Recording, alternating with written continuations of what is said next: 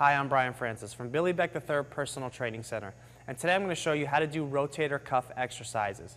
With me to demonstrate is Stephanie Prieto. Now what we're going to do is go over 2 sets of rotator cuff exercises. We're going to use the cables, and then if you don't have the option to use cables, we're going to use a pair of dumbbells to do those same movements.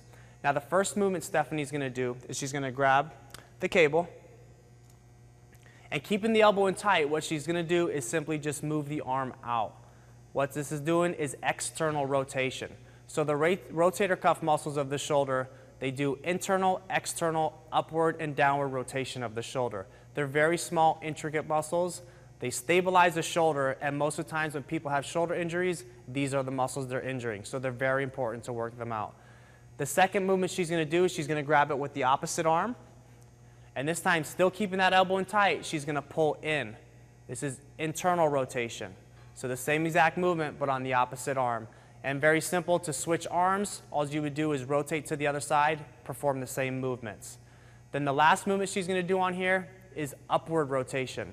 So she's going to face the cable, keeping the elbow in position, she's going to simply rotate up. Now it's very important as you're doing these rotation movements, the elbow stays stationary lined up with the shoulder. If the elbow drops while she's doing this movement, we're going to lose that rotation on the rotator cuff muscles.